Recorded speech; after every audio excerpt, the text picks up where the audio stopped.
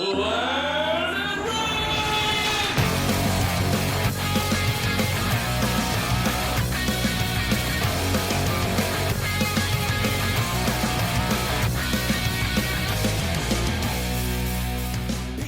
once again, my friends, and welcome back to another episode of Geek News Marathon Night, where we take a older series that has a lot more episodes.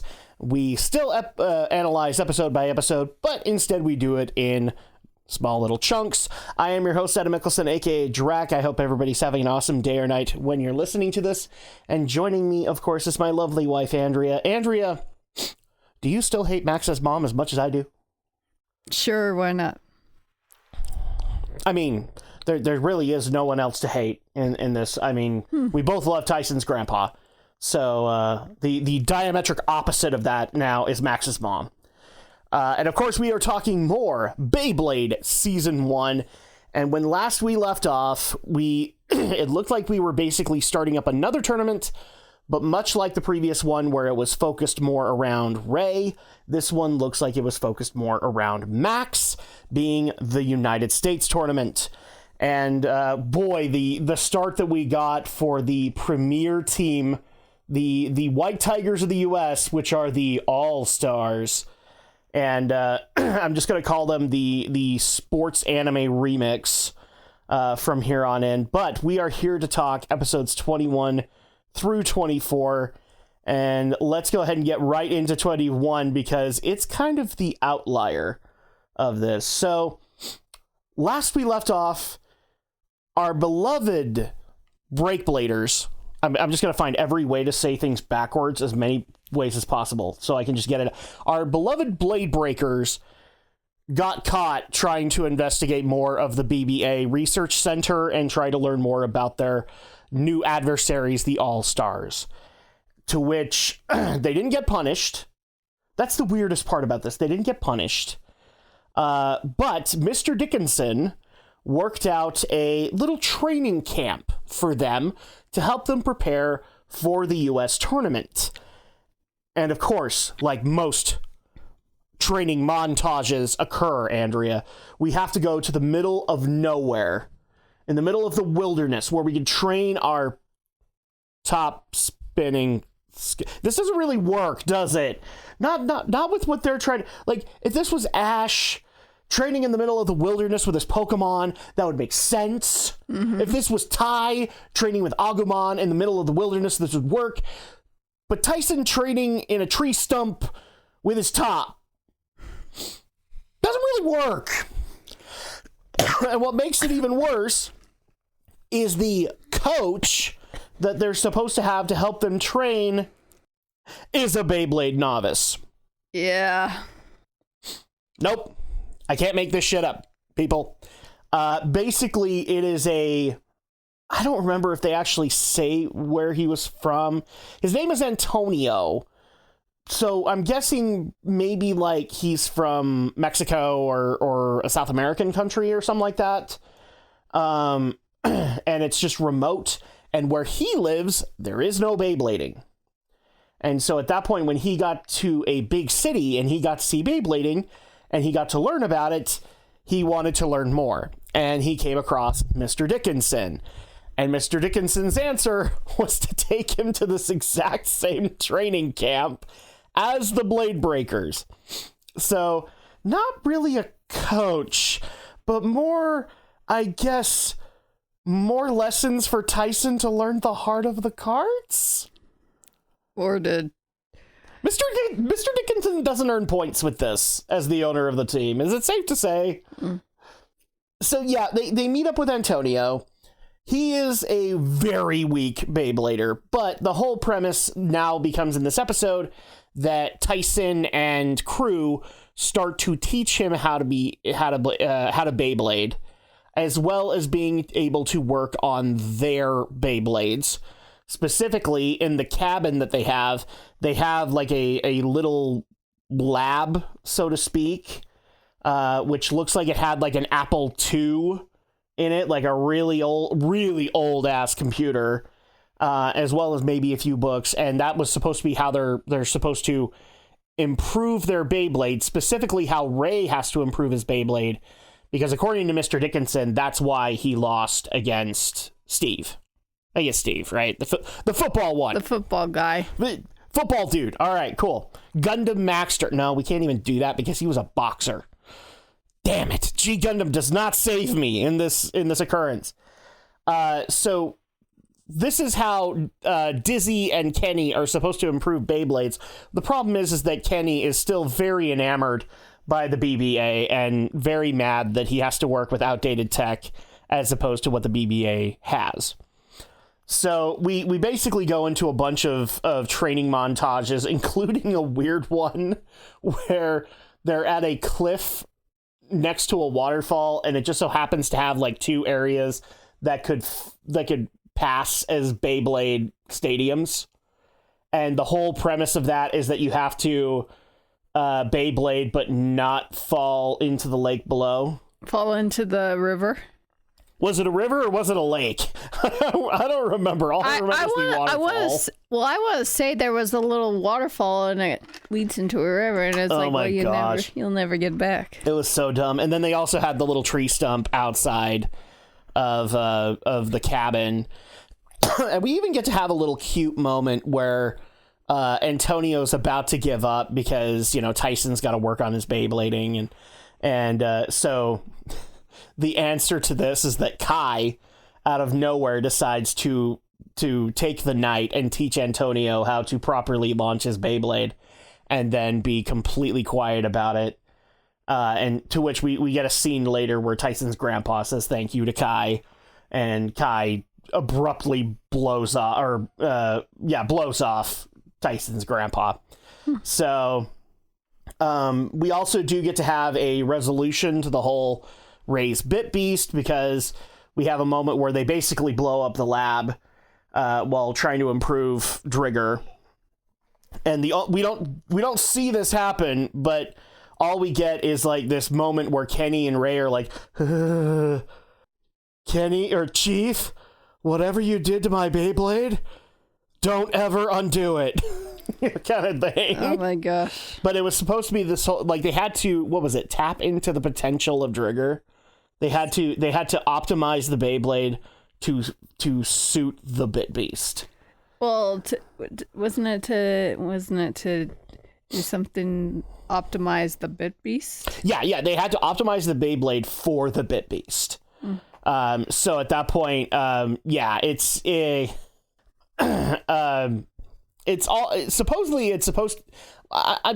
is with what Mr. Dickinson was trying to do here is that he was trying to teach the importance of keeping in practice, no matter with everything, and that's why that's why he brought out Antonio. But it all just seems to be kind of a worthless journey overall, because here's the thing, like, Tyson may not practice all the time. I don't think Max practices all the time, but Kai and Ray definitely do. So there was another way to be able to teach this lesson, in my opinion. They didn't need to bring little Antonio out to try and do that. But that's pretty much the episode, because it ends as they are getting ready to go to the I want to say it was the U.S. tournament, but then the next episode actually tells us a different story. So that kind of wraps up episode 21, Practice Makes Perfect. Andrea, did this episode do anything right? I mean, it was an okay episode, but it's definitely not what we wanted. And unfortunately, some of it is just kind of blended into why do we have to work with Antonio, Kenny being mad that he can't work with the BBA tech, and et cetera, et cetera. It's got some downs to it. Mm-hmm. Would we consider Antonio to be a positive of the episode or a negative? Because I think personally he lands somewhere in the middle. Yeah. I just find it funny that he acts like he comes in and says, "Oh, I'm your trainer." Yeah, and he comes out, "I'm your trainer." Oh yeah, by the way, I'm a complete novice. Oh my gosh.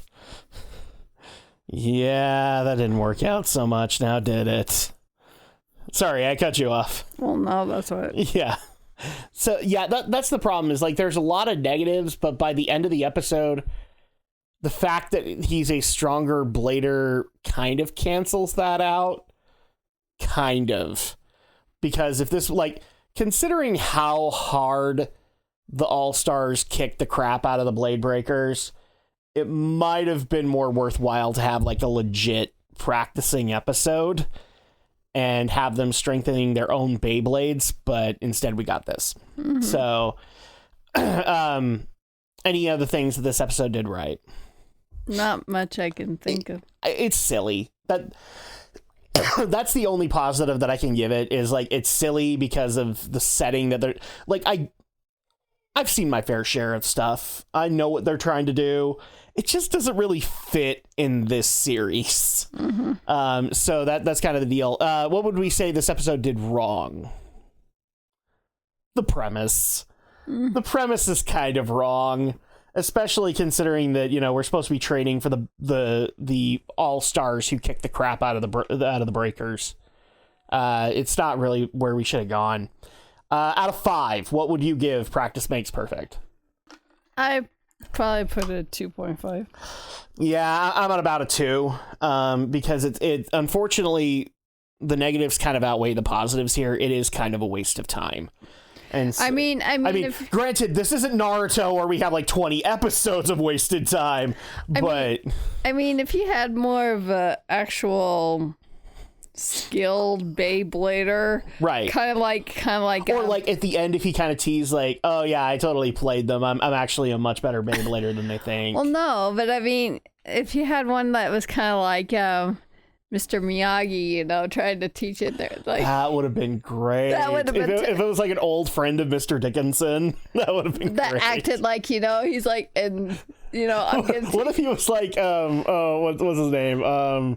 Andrew Graham from G Gundam, like big burly lumberjack kind of guy, except he knows how to play Beyblade. Well, you know, he could be just kind of like, well, I'm going to teach you the importance, and they'll think all the training is nothing but just some weird thing in reality. Oh, yeah, that would have been great, and it would have gone into your Mr. Miyagi thing, yeah. That would have been a lot more better than... That would have made a lot more sense with, like, the waterfall and all that. And they'll probably question all of his techniques of training, but in reality... The only thing that tied it all together is, oh, look, there's a Beyblade bowl right there. So, yeah, 2 for me. There's more negatives than there are positives here. So we go into the next episode 22, Blading with the Stars. And we think that we're going right into the US tournament, but we're actually going into a charity event. And we were confused during this episode quite a bit until we kind of realized that, yeah, it's more of a charity event than it is actually part of the tournament itself. But the reason that it's important is because we get to meet our favorite tennis player, Emily, once again. So this charity event is going to be putting 3 celebrities against 3 members of separate Beyblade teams that are going to be competing in the US tournament. So Emily is going to represent the All-Stars. Max is the one that draws it for the Blade Breakers. I swear, the Beyblade Breakers. I'll screw it up however many ways. The BB. Yes, the Breakers. Let's just go with the Breakers. It's just better that way. So it's Max, and then we also have Mario, I think is his name. It's another sports-based team, but this one's based in football, and by that I mean actual football, so soccer. But apparently his team is also like a team to watch for the U.S. tournament. And they are going up against, I can't remember where the town that it was based in. It's in the Heartland. We know that much. But it's supposed to be in the Heartland of America. And one of the celebrities is the mayor of that town, who apparently is a really good mayor. Then we have a Beyblade veteran that Tyson can't get over. I can't remember his name. It was like Cliff the Tsunami or something like that. So he's the other one, and then the final one is our favorite Jill Valentine. No, actually, she's supposed to be a celebrity model or something. No, she actually, like they said, she was in a slew of movies where she was a zombie slayer. Oh, okay. So that's why I made the Jill Valentine joke. So my only guess is that it is actually Bikini Zombie Slayers, the movie. So how many people actually wish for that to exist? So it's those three up against these three. And already we have a problem because Emily apparently, somebody flipped the douche switch on her back. And so she is extremely douchey this entire time. She goes, pardon my French, Andrea, but I think you would agree with me on this. She goes full feminist mode. Because she's just like, I'm going to win this for us because I'm a girl and I can get it done. Oh my. I'm not wrong, right? No. And so the Beyblade Bowl that they're facing off in is a replica of the White House garden with a White House in the middle. And so the whole premise is that they have to fight in this White House bowl. And the problem that they continue to face is that Emily keeps trying to be a one-man army and trying to destroy them in one shot. And in the first round, it works. But then the celebrities have kind of learned that strategy and start using it against Emily. And actually, to great effect. I actually did like how they did it because they basically played to her ego and it blew up in her face. Mm-hmm. But because of this, both Mario and Max are getting very frustrated with her. And we get to have an incident where Tyson kind of sees the problem and he tries to jump the fence to tell Max what to do and gets, how many? 6 security guys getting him down to the ground? Something like that. Thing. And so he finally explains, like, no, you just have to work together kind of thing. You know, the thing that we all thought needed to happen, but there was no way Emily was going to do it. So Mario and Max start to work together. And ultimately, they do. So the second round goes to the celebrities, and then the final round eventually goes to our 3 contenders. And it's primarily through Max and Mario working together that we are able to win. Because Emily didn't learn a goddamn thing. Safe to say. Yeah. Because she was still doing her same-ass strategy, and they had to save her, and then eventually they won. But that's pretty much the episode. The charity event doesn't really matter to the U.S. tournament. It's just kind of showcasing some of the Beybladers that they're going to be seeing at the U.S. tournament. What did Blading with the Stars do right, Andrea? I mean, I gotta give props to the celebrities because it actually looked like they were a Beyblade team at one point. They actually have Beyblades that kind of match each other, and they actually started playing a strategy together. So it almost made it sound like, oh, hey, they used to be a team in a tournament. So I'll give credit to that. What about you? A positive that you like out of this? I liked the choice of the how they used the whole White House, you know. You like the bowl? The bowl was kind of... That was kind of funny, actually. Especially how many times we got, like, this mayor is apparently so great that he should be making a run for the White House. He's got a couple more steps to go up, people. So, because I loved how they were saying, oh, this should be the mayor's future home. Oh, and I love the whole... Oh, that tiny little home right there. And I did also love the, Ray was having a crush on the. Oh yes, he had a crush on the Bikini Zombie Slayer. Mm-hmm. I thought that was cute too, especially how Tyson was making fun of him for it. That was good. Kai wasn't there in the slightest, but I mean, raise your hand if you expected Kai to be at this charity event. Why are you raising your hand, Andrea? No. I'm kidding. Well, I thought Kai was there, but he just, I'm just not going to stick around. Because I don't think he shows up. Well, didn't he say this whole thing was a waste of time? Actually, you know what? You might be right. He might have been there in the beginning, but then he blows it off. Yeah, like he doesn't stick around for it or something. One thing we actually do learn about Emily is we actually get to learn her bit beast, which is apparently a crocodile. I never would have guessed that in the slightest. Never. Well, if you would have thought she had a bit beast, what would you think? I would not have gone with a crocodile. Like, she's supposed to be a tennis player, right? So maybe something a little bit more nimble might have made sense. I mean, for crying out loud, like, the crocodile makes more sense for like the football player, but he instead got the bison. So at that point, you can't do that. But no, I would have never guessed a crocodile. But okay, that's the way it goes. Negatives of this episode. 100% Emily. Oh yeah, Emily. Emily was such a pain in the ass in this episode. Like, she got to have her ego trip in the previous episodes, but here she is nothing but a personal thorn in everybody's side because she doesn't help anybody out.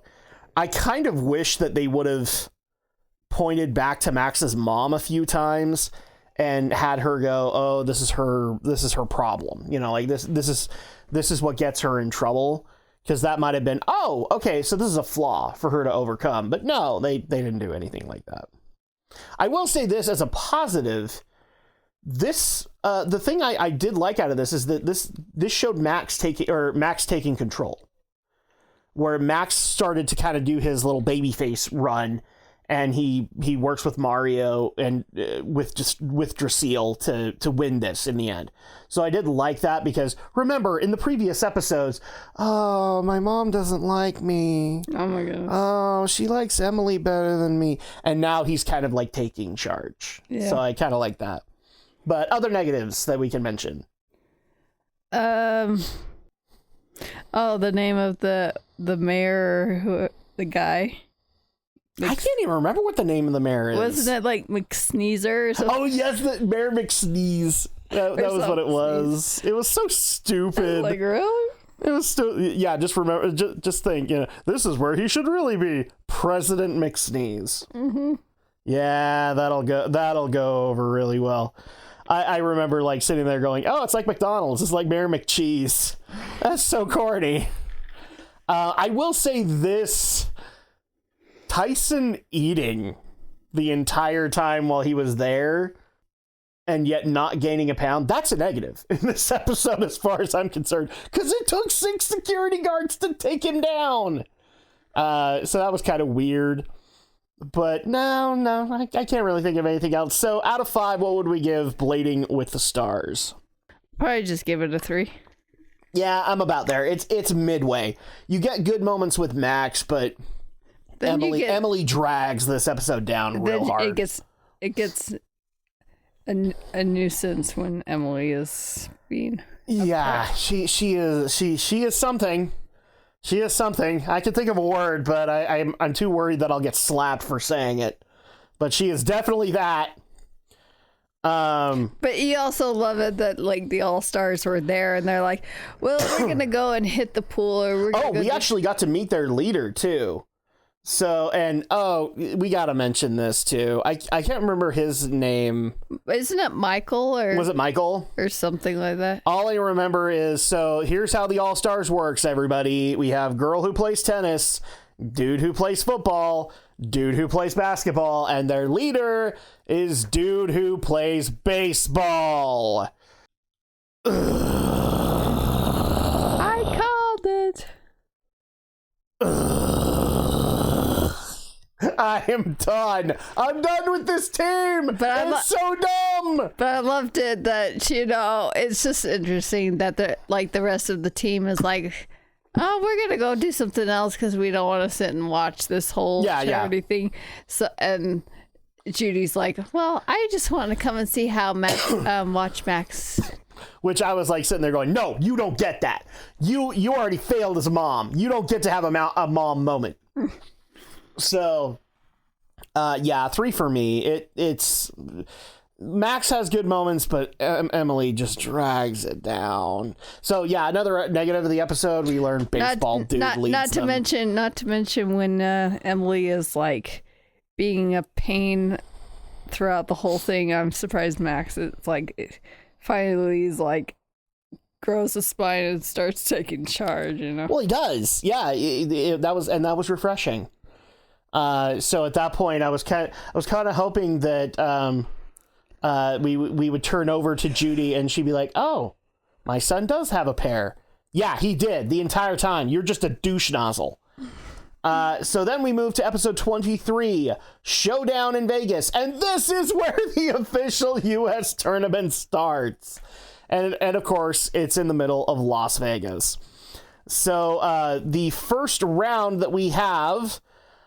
Just like the Asian tournament, obviously, the All-Stars and the Blade Breakers are in completely different brackets, and the only way that they can meet again, see if you say this with me, is if they meet in the finals. So, obviously, that's the goal, right? They want round 2 with the All-Stars. And so the first match that the Blade Breakers have to go up against is... I don't remember if they actually get a team name, but it's basically a bunch of the Renegades. That's what they're called. It's basically a bunch of Hispanic Beybladers, but it's all like Desperado themed kind of thing. So the first match that we actually get is Kai.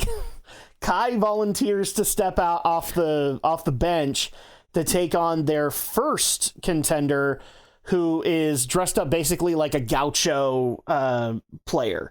So like he's got that three caballeros kind of look with a guitar-based launcher for his Beyblade. And it turns out that his Beyblade actually uses guitar strings and things like that to kind of absorb energy. But this is important because we also notice off in the crowd, both Judy and Emily are watching this match to see if they can gain additional data for it, as well as being able to see how their competition fare. And they're still, and by the way, they are all still riding off the Blade Breakers. They are just like, oh, we trounced them. There's no way they're going to make it to the finals. So much so that you mentioned this in the previous episode, and it happens again.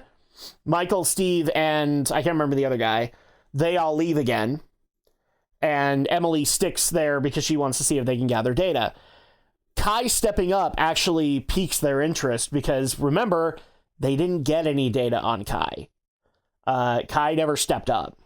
And so they're hoping that they can actually get data on him. And this is actually something that references the previous episode, because I completely forgot about this. Emily tries her shtick of trying to get Kai to drop the Blade Breakers. Do you remember that? Yeah. Saying that he's inferior, like they're inferior to him and everything like that. And Kai doesn't buy into it. So Kai takes the first match. Yeah, but doesn't she also kind of or maybe that was in this episode where she does that. Well, she does tell Kai, like, well, I think it's in the same episode, because I think she's questioning, she's trying to ask Kai, like, why are you always being a loner? Why are you not hanging out with your friends and stuff like that? Are you afraid to be around them? Which Kai just blows off. Mm-hmm. So Kai takes on his contender. He trounces this guy with Dronzer. And he trounces him so fast that we actually find out that Judy and Emily can't get data on him because it was too fast. Either that or because it went so fast, like it wasn't enough to be able to get data. Yeah. And so Kai basically wins this round in two ways because he gets to middle finger to Judy and Emily, mm-hmm. because he actually looks out in the crowd and it looks like he knows where they are. Mm-hmm. So at that point, we're all applauding Kai because he was able to get that to happen, and that was I so much appreciate that. I'm trying to remember if we got any additional rounds in this particular episode, but maybe we didn't. No, we did. Because we got, I think the second round was Max, and his opponent was, what was his opponent? Because the gunslinger one was Tyson's. Wait, no, wasn't he the one with the one that had the that kind of represented like the one with the bowl, and it had the little. The Matador. That was what it was. That was it or something. So Max takes on a Matador themed Beyblade, and this is where they have another moment where Judy. They try to show that Judy cares as a parent, and I'm not buying it, boys and girls. She is not Mom of the Year, no way. And any moment like this is false, just because of the way she treated him when she saw him. But he ultimately wins that bout too, because he basically takes the whole Matador strategy and turns it around on the Matador. With Dracil. So he wins his bout, and then the gunslinger, who's the leader of the team, he goes up against Tyson and gets trounced in the fact that Tyson basically uses his storm attack to take him out. So we have a first round victory against the Renegades for the Blade Breakers, and ultimately they are really good Beyblade bouts. I'm going to give the highlight over to Max, because he actually, I'm not saying Tyson didn't look like he had a challenge, but him and Kai both kind of got what they needed to do right off the bat, whereas they showcased Max having to figure out how to turn this guy's strategy against him, kind of thing. Especially since the whole premise of it was, his Matador strategy was basically to distract Dracil long enough so that a blade basically could come out of the Beyblade and start destroying Dracil. And so they finally found a way to be able to execute it so that Dracil could use his own power against him. So I'll give the the play of the game, so to speak, for Max in this one. And again, we have another really great moment where Max gets to showcase himself as a legit Beyblader. So I kind of like that too, even though his strategy is more defense-based. What did this episode do right? What did it do wrong? My positive is obviously Max. The way that Max had to face off against his opponent was awesome. And again, I think it was actually a great idea to have Kai basically throw up that middle finger to Emily and Judy and just trounce his opponent. So much so that they couldn't get any data on him. Yeah, I just loved it that Kai was actually kind of took it kind of serious, of what Emily was talking to him about. And this is actually, now that I remember, this was also where Tyson showcased his new attack. What was it? Phantom Hurricane? Yeah, something like that. Yeah. So that's how he ultimately wins against his opponent too. So my bad. Yeah. Tyson got to showcase a new attack, which threw them off. Max did really, really well, which threw Emily off. They tried to show Judy as Mom of the Year. She's not. She's not. Don't be fooled. But yeah, like that's the plus here, is that we got to see them get trounced in the BBA, and now they're actually showing themselves as viable competitors. What would we say this episode did wrong? I can't think of anything. I mean, the Mom of the Year moments. Probably. Don't be fooled. Don't be fooled. Judy ain't Mom of the Year. I also didn't like some of the Emily moments where she still tries to play off like, oh, it's okay, we didn't get any of Kai's data. No, bullshit. In her head she was like, and so I was okay with that. I also liked the fact that Emily was a little perturbed at how well Max did. Mm-hmm. So I was okay with that. But other negatives, not really. It's actually a good first round bout victory for the Blade Breakers. If anything, maybe just a little too much attention to the All-Stars, and also showcasing the All-Stars just sheer egos when it comes to their stuff. Out of 5, what would we give Showdown in Vegas? I'd give this a 4. Yeah, I would give it. I think this was, because here's the thing: the only thing we knew walking into this was that Ray's bit beast had been tweaked up. So they kept that out of it to showcase that later. But then we got to see Kai step up, and we got to see Max step up, and then we got to see Tyson's new attack. So, I'd give it a 4 out of that. And 4 for you as well? Yeah. Okay, then we get into the final episode for this episode anyway. Episode 24, Viva Las Vegas, where the Blade Breakers take on their next opponents in the U.S. tournament, the Savage Slammers, which, now that I think about it, that name does not make sense for this particular team. It really should have been Team ADHD, is what it should have been. Basically, it's a group of kids from, I think they try to say like from Hawaii or something like that, like a bunch of Pacific Islanders, and all of which had Beyblades where they had learned particular tricks from creatures of the islands. They didn't have bit beasts per se. They just had learned specific tricks, and so that was supposed to throw everybody off. And believe it or not, they actually kind of gave us a run for our money. So the first bout with them was Ray taking on, I don't know if we know the kid's name. No, unfortunately, the description that we have does not name him, but the competition that Ray has to face off with, by the way, the bowl that they're facing off in, unlike the previous episode where it was all based in a desert, this is based in an island to kind of give the Savage Slammers the advantage. And so his opponent learned a trick from a seal where he basically learned the seal bouncing things on the nose. And so he avoided all of Drigger's attacks doing that bounce and ultimately was able to take out Ray by using Drigger's power against him. So that's kind of sad because we wanted to see what Drigger was capable of, and we didn't really get to see that in this episode because it was just a bunch of avoidance.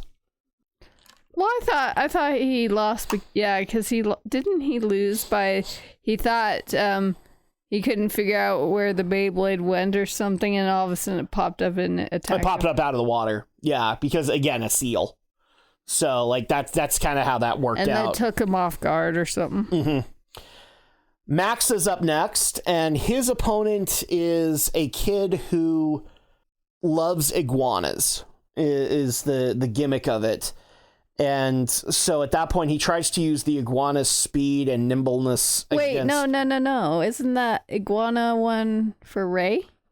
Oh, you know what? Yeah, the iguana might have been for Ray. Yeah, and then the seal was this guy. Because it took it was like camouflage and so he was utilizing camouflage and going under the water and then made Ray think, That's right. And then the seal went up against Max and tried to use Draseel's power against him. I think he gets one good hit in doing that, but once again, Max uses his head and utilizes his defensive power to take this guy down hard enough that this guy basically bows out, is ultimately what happens. Yeah, he just gave up and just said, I forfeit. Yeah, because I think the reason that they did that was because his gimmick had been found out, and so he's like, okay, I'm not going to win against this guy if he's already figured out my trick, kind of thing. So... just to bring things up to speed, we have one loss for the one win for the Savage Slammers. The next one is for the Blade Breakers. Now, obviously, the next one is going to win it. And it's going to be Tyson up against their leader. And again, I don't think he's named, but this guy apparently loves turtles. Specifically tortoises. And he has the dumbest story of all of them. Because he apparently loves tortoises so much that he saved a tortoise, and the tortoise offered to repay him for it. And how does he repay him? He asks for a Beyblade. So that tortoise lays an egg, and in the egg is a Beyblade. Oh my gosh, how is that even? Anime logic, everybody. So yes, he's got a very rock hard defense like a tortoise. And so at this point, the question for Tyson is whether or not his all-out attack can take on the all-out the built-up defense of his tortoise Beyblade. And ultimately, doesn't really work out until Tyson finally realizes that the only way to be able to win this is the way that he's won so many Beyblade bouts before. He uses the Phantom Hurricane to basically make the entire arena the enemy of the tortoise, and ultimately wins because of that. So, like, unfortunately, the tortoise, he's well grounded until the Hurricane lifts him up, and now he's going to lose. But it actually is a good bout. I'm summarizing it, but it is a good bout because, you know, Tyson does try to play the whole I can win on power alone, but then ultimately realizes, okay, the only way to win this is for me to hop in the water and use the Phantom Hurricane to destroy the whole area. Mm-hmm. So I kind of like that. But now we have a second victory for the Blade Breakers, but we're not done yet. Because since they had some extra time in the amount of time that they took to beat the Savage Slammers, they then decide to go take a look at the All-Stars and what they're going up against and see if they can catch any information on their opponents. Now, I think by the time they get there, Steve is basically wrapping up his match, and so they don't really learn anything there. They already know about his Bison Beyblade and what it can do. But this is where they get to showcase the power of Michael, who's equally as stupid. Michael has so much ego that he basically decides to parachute in to this bout. And he braggadociously says, like, I will win this in one move. Which, I mean, granted, he does win in one move. But his opponent is kind of taken off guard by that, and we get to learn of his Beyblade, his Bit Beast, which is an eagle. And the way that he brings it out is apparently his baseball is his Beyblade. Yep. So, like, when he pitches it, it eventually unravels into this ginormous Beyblade. That its Bit Beast immediately comes out, and it's a big savage eagle that then takes out his opponent. So we get to see what he is capable of, and I can't remember, we still haven't seen the basketball one, have we? I don't remember seeing him. I don't think we saw him. We just saw if things are going the way that we think they are, the football was Steve's Beyblade, Michael's is his baseball. It's more than likely that his Beyblade is his basketball. And so at that point, we haven't seen him, but now we've seen what Michael is capable of.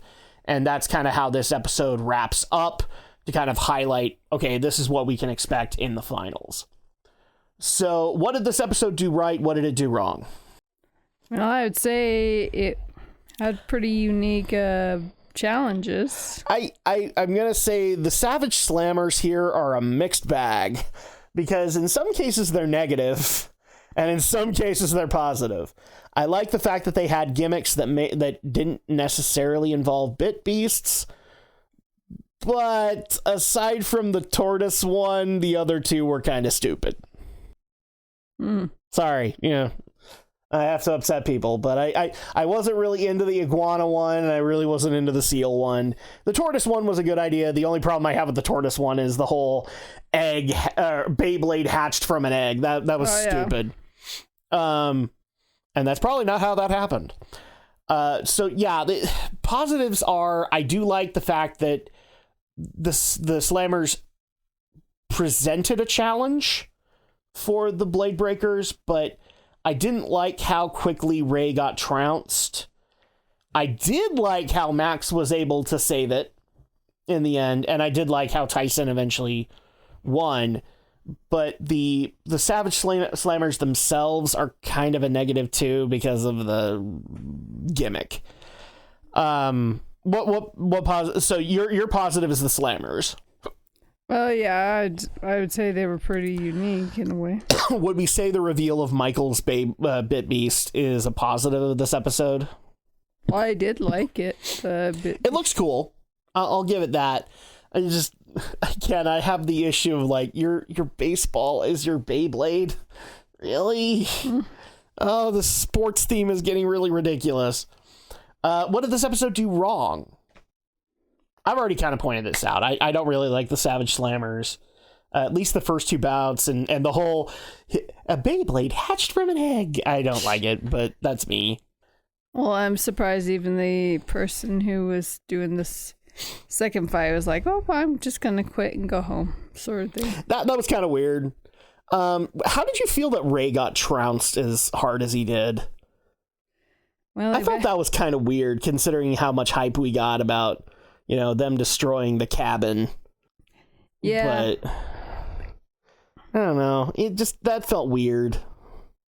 But I can't necessarily hold it against them because we'll probably have another bout where Ray gets to utilize himself better. Mm-hmm. So, okay. So then at that point, out of 5, what would you give Viva Las Vegas?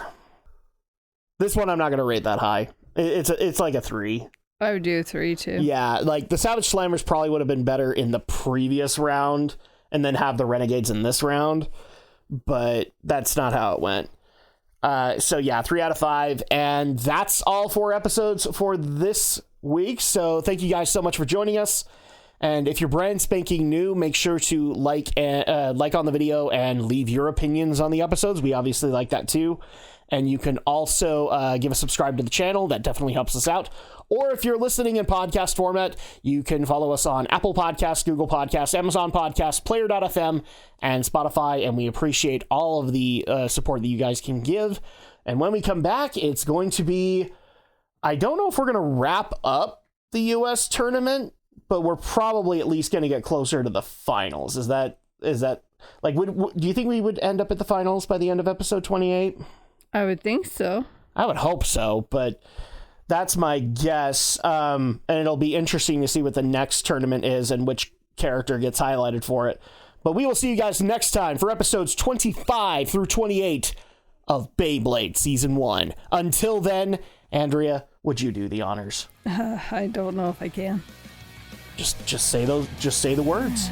Just let it rip. Let it rip.